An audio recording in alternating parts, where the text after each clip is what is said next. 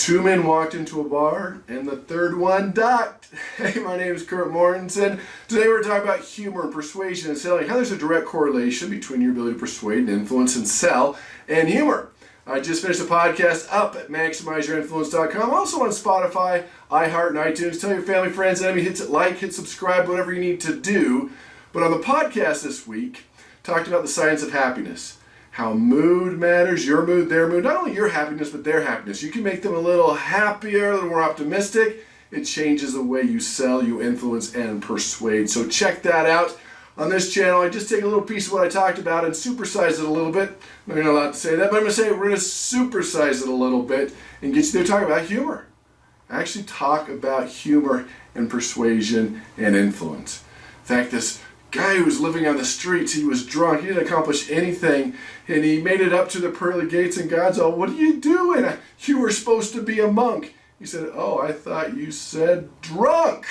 Are you laughing yet? You should be. You need to be laughing at those. Okay?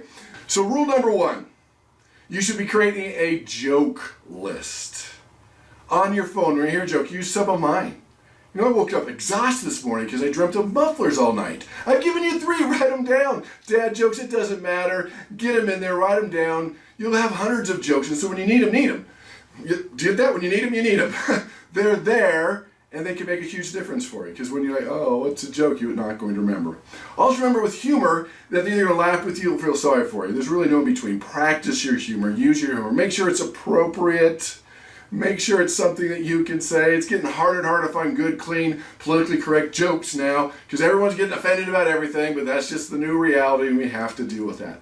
So let me give you 5 ways to really understand why humor is so important. Number 1, it creates rapport. They like you better. People want to smile. They want to laugh. They want to feel good. They want to forget all the things that are happening in the world right now. It creates rapport. And people like you better. You sell better, you persuade better. Number 2, it grabs their attention. They can be bored out of their mind. Oh, humor, joke, laughing, what's going on?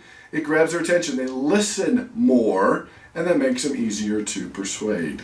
Number 3, it makes your message more memorable. They remember it. They remember you. They like you better. They remember how you made them feel. You're more memorable, and that's what you want in the world of persuasion, influence, and sales. Because if you're not remembered, they're going to go with your competition. Number 4, it motivates people to action. It gets them to move. It gets them to do something. It gets more energy in their body. It creates motivation. That's what the science shows.